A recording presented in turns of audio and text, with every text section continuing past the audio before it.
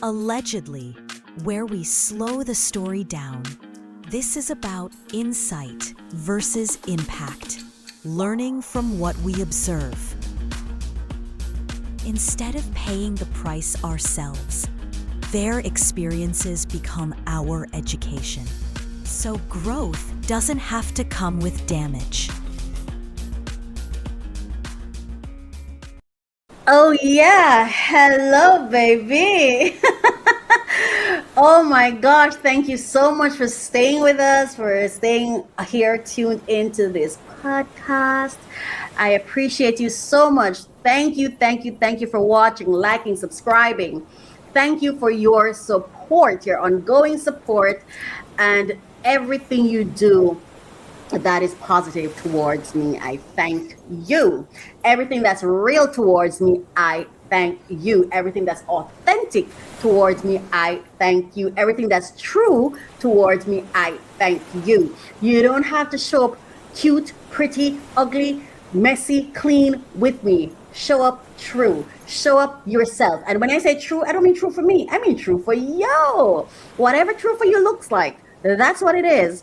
And don't worry about whether or not it makes me uncomfortable. That's for me to figure out between me and God. Just be yourself, do you, because God designed you that way.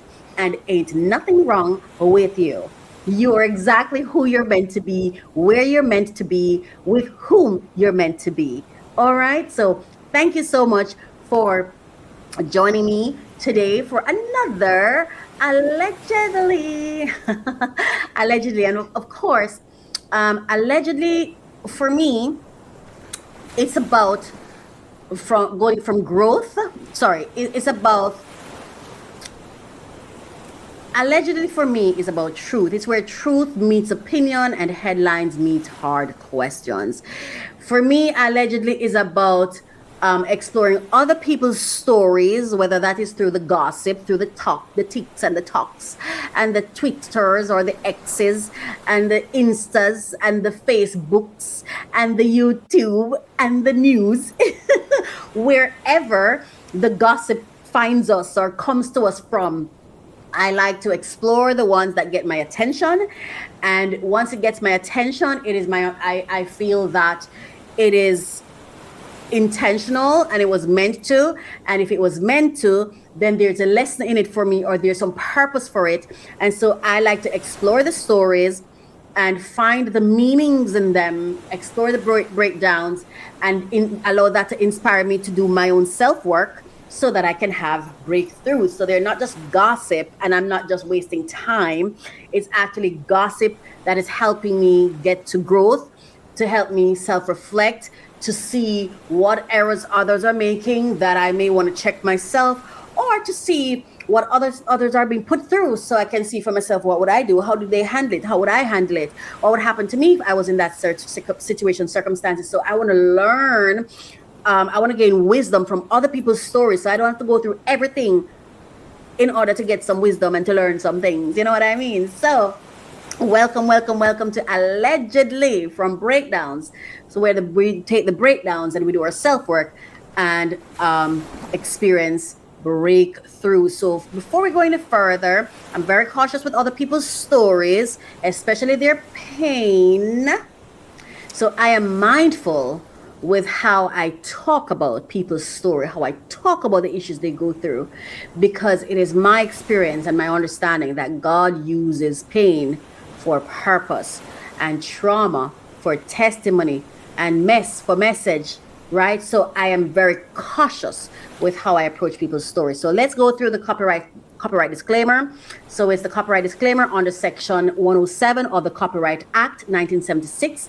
Allowance is made for fair use for purposes such as criticism, comment, news reporting, teaching, scholarship, and research.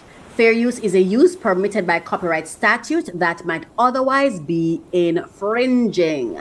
All right, so that's our focal point for today. Now we're going to go into okay, right. So now we're going to go into our clips. I have some clips I want to share with you, and then I also have Some thoughts here.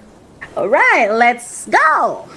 There are also brothers out here, which is absolutely true, that would not have dated the sisters. I saw those comments, and there were a couple of brothers that were very unkind and said it. I won't mention names here. You can, Google search it yourself. What the ladies are saying is true. Another wonderful actress, Gabby. We all know Gabby. What brother was prepared to step up? I saw the things that was said about her. She married who loved her, and she had twins. She had her happy ending, and she's happy, and she's doing her thing. When push comes to shove, ladies out here, because you really flood my DMs, I want to get married, I want to have children, I want to get married. Be open-minded. And on that note, I want to share this, and I'm also going to share. My battery's dying here too, so I need to share this. I need to share this information with you. This message really touched me in multiple ways. Because one, I'm a big fat black woman. Yes, I am, as you can see. I love me some me. But yeah, I'm that person. And then also for me, I'm also an entrepreneur.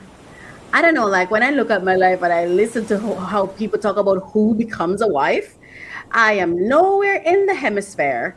I am so far out of the line of what men would choose, men would want, that I don't know. Sometimes I'm like, are you at too much peace with this?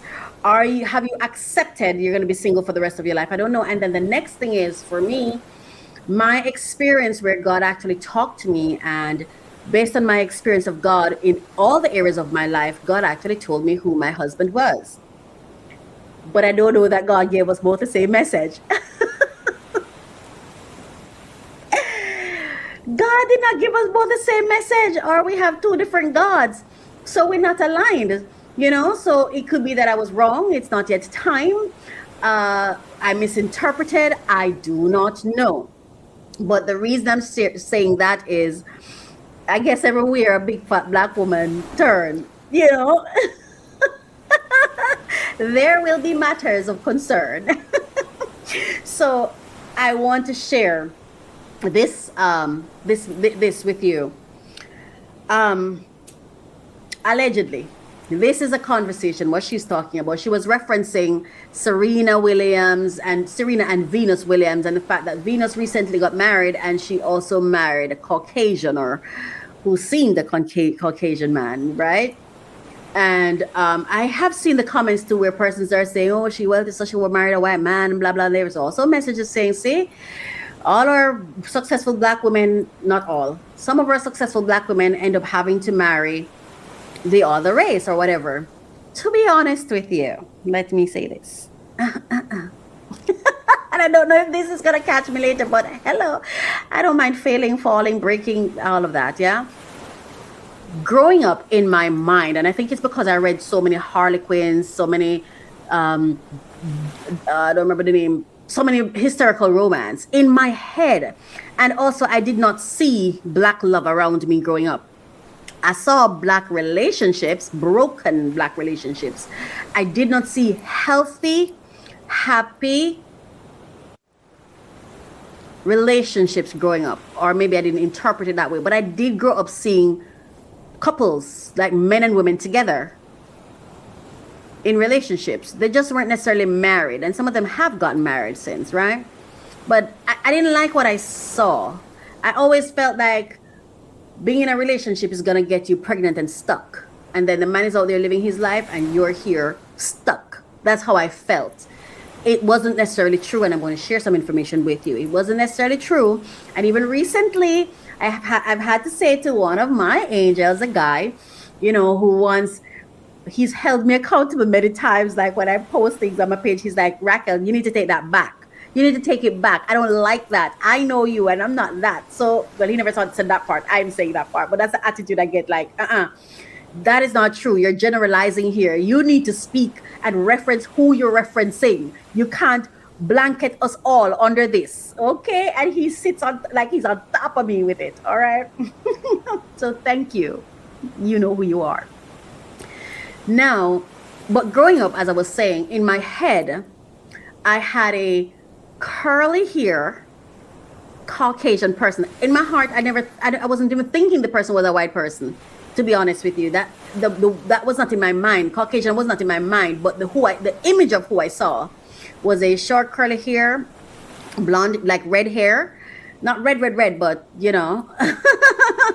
hair, and it was a Caucasian person. Now that I look at it, but it wasn't like a white person. It was almost like a like a redhead, but not like the head is not red.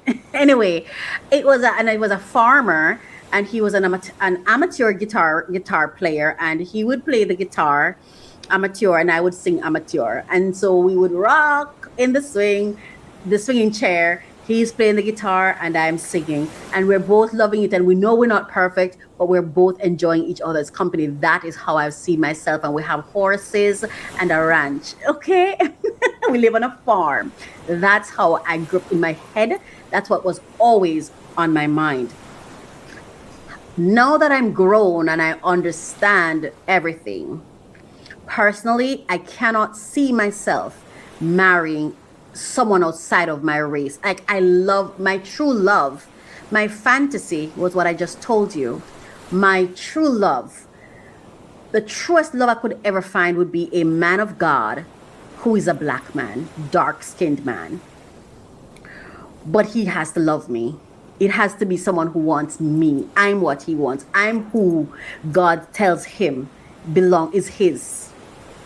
I don't want anything that's not mine. But it's a dark-skinned man who absolutely loves God, and can pray for me and praise for me and pray for us. Someone with integrity, someone who's a man of honor.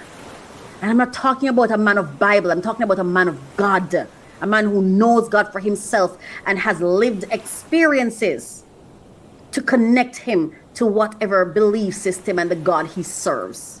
That's what for me is sexy. I'm telling you, that's what is sexy for me. And I only want what God has for me. Yeah. Because I believe relationships are, your relationship is a sign of obedience to God, is what I believe.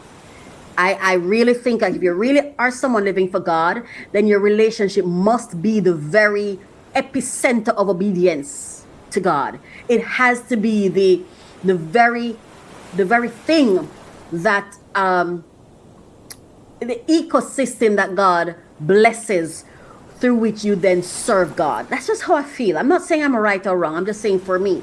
However, I'm not going to pretend as though I don't understand, because I've had it in my head for a long time too, that only white men can be romantic.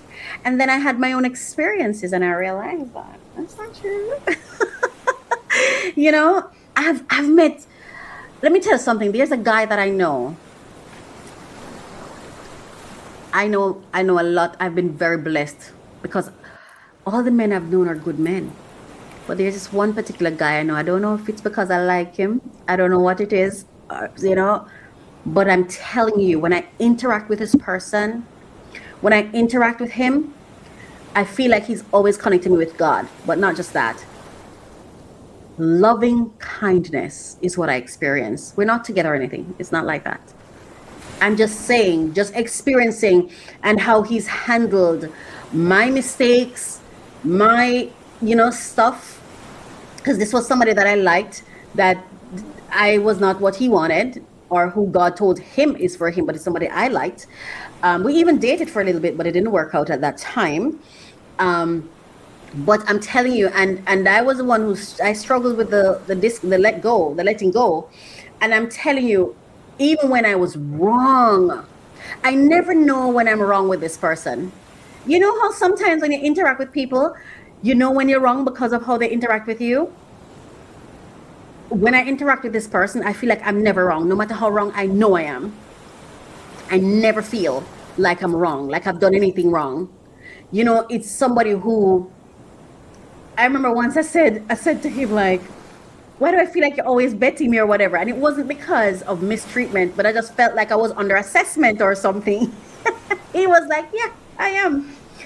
And I remember I was there. I remember God said to me, broad road, narrow road, Raquel, broad road, narrow road. And I remember when he said it, I'm like, narrow road. Okay, got it. You know, but it's just somebody who's just so genuinely kind to me. And it's not just to me. I know what he does is not just for me. He's a man of honor. Like, this is how he is with people in general. And that's why I say that I've learned that good men are the ones who get the bad name, because it is good men that make the tough decisions.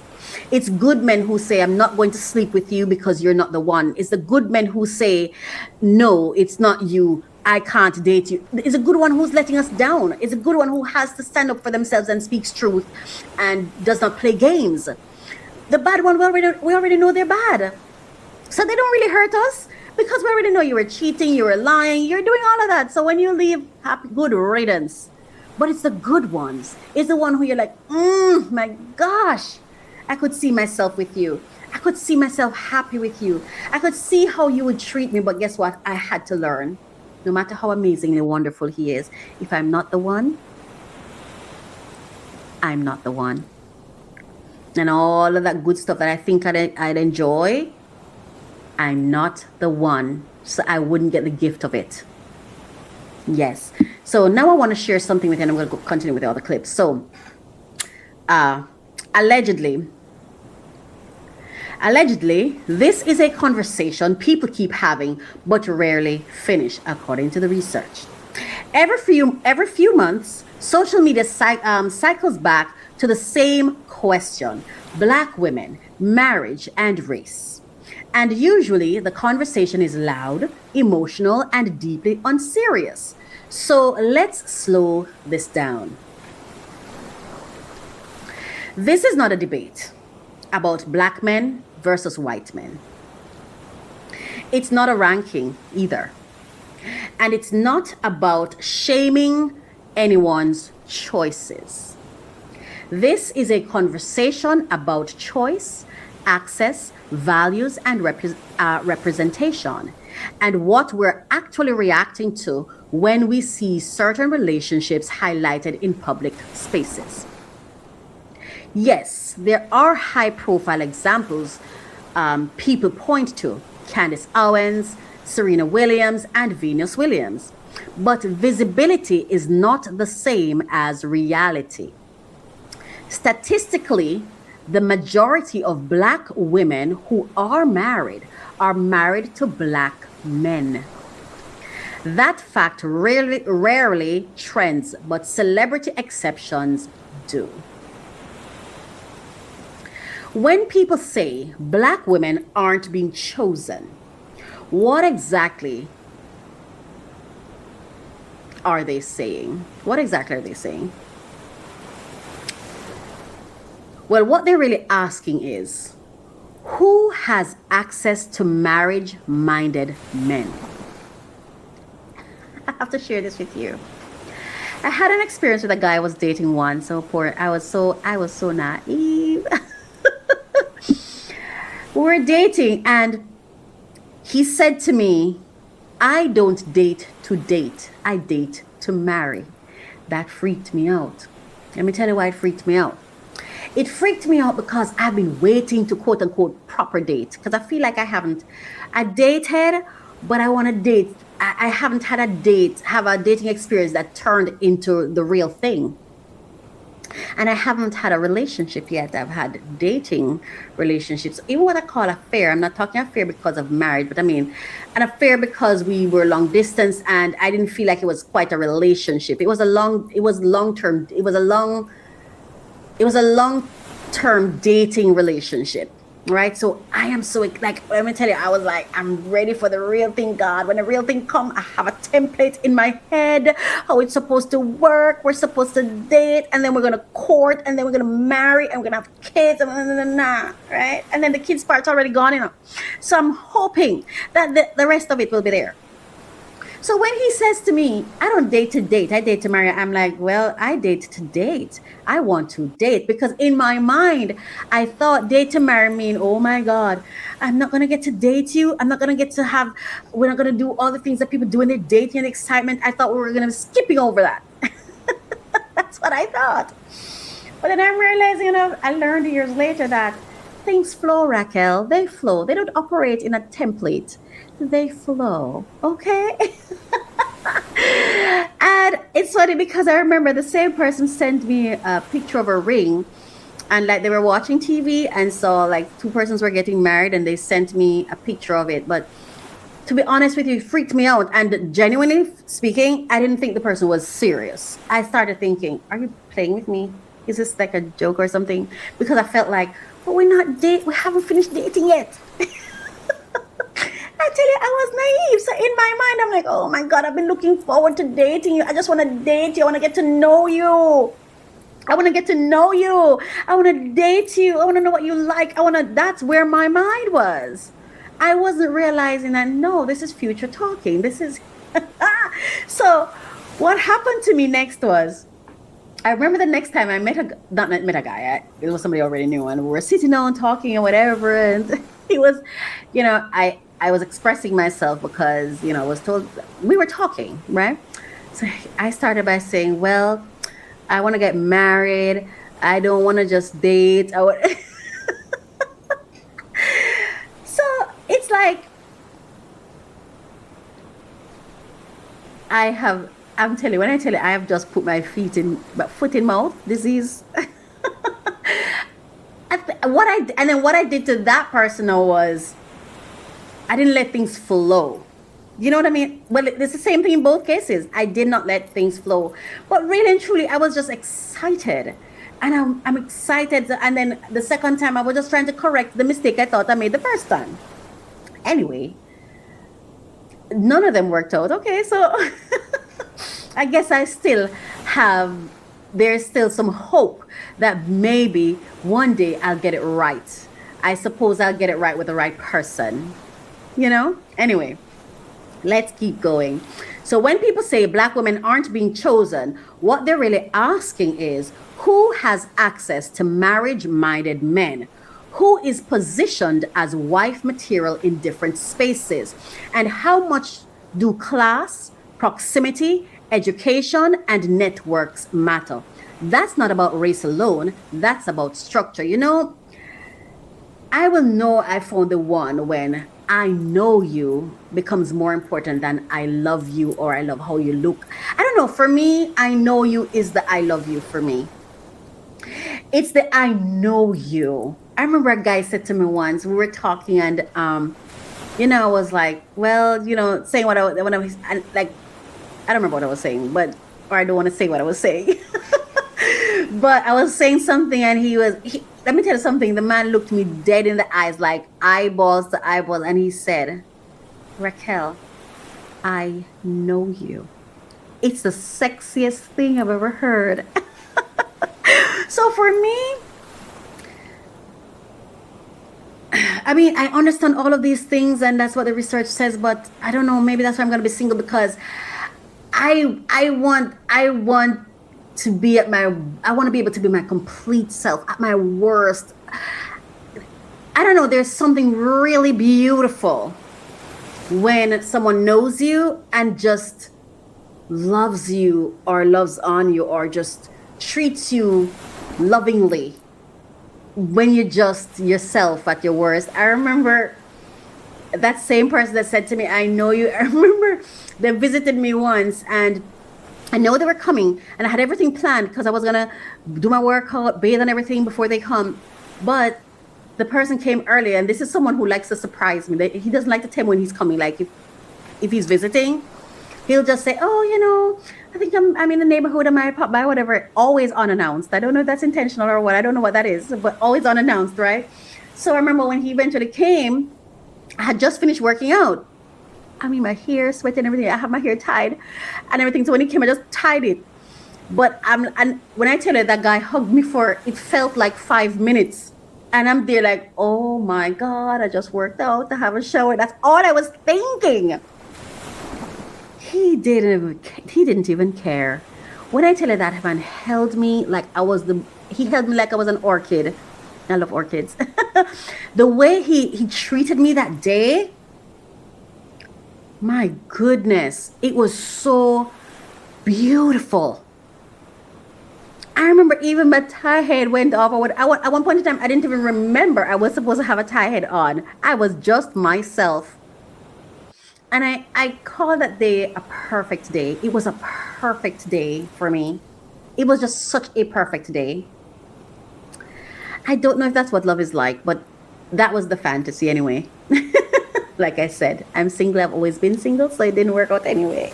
But I'm very grateful for the experience I had because it really shifted my focus. Like, talk about this love thing. What is it?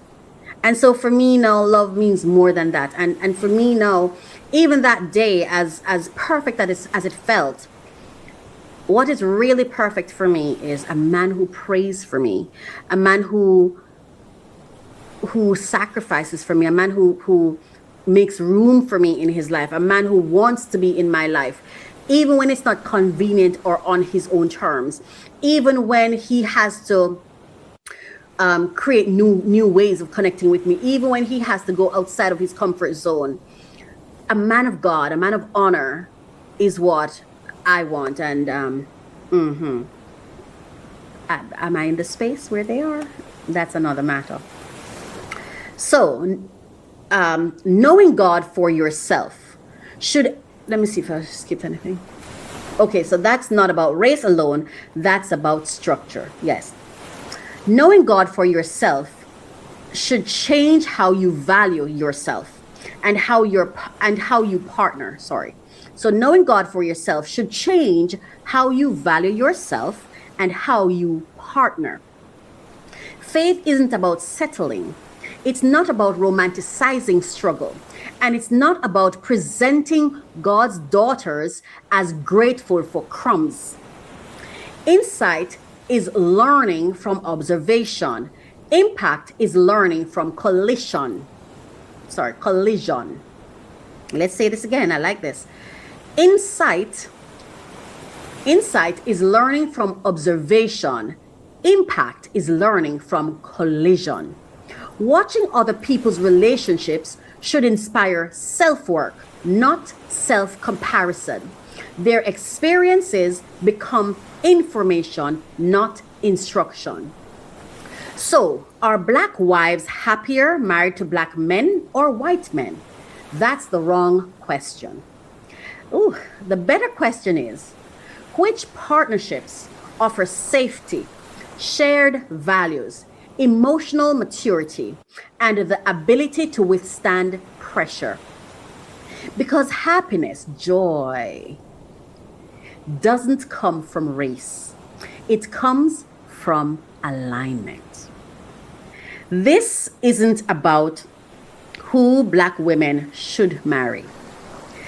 It's about refusing to shrink our worth, spiritualize scarcity, or misrepresent God through desperation. Allegedly, the real conversation isn't race.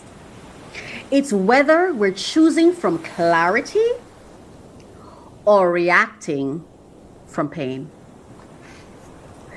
I'll say this.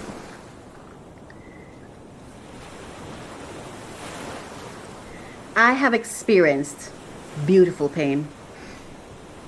I never knew this existed.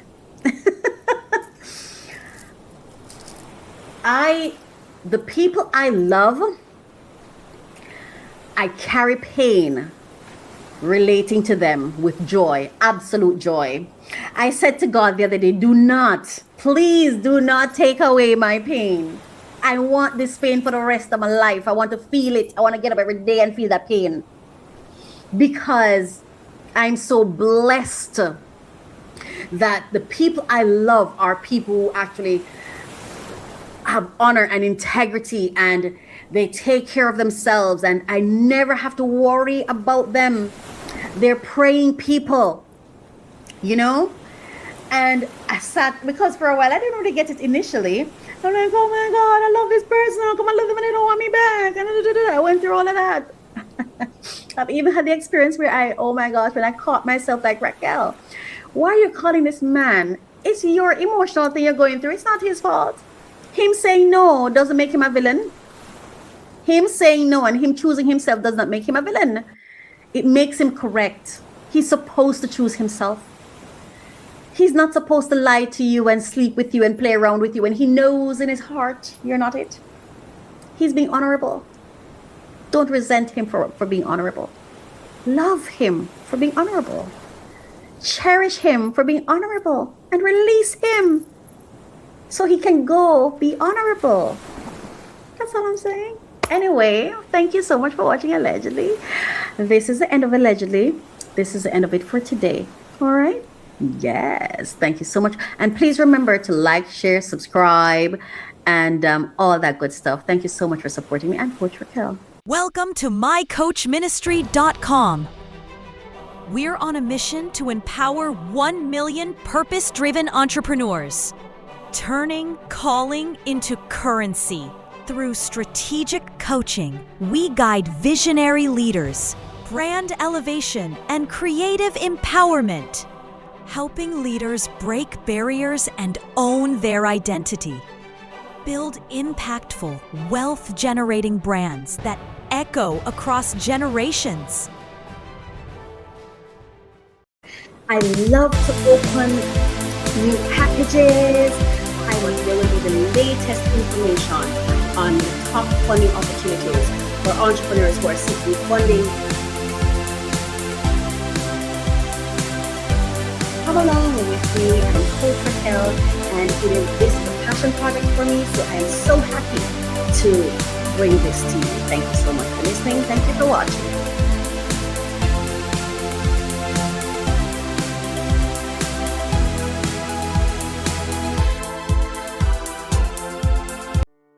Hey, I'm Coach Raquel, and this is Ask Coach, where real questions meet real growth. Because you are the expert, and I'm simply here to support you. Each episode, we unpack life, business, and purpose. One calm, courageous conversation at a time.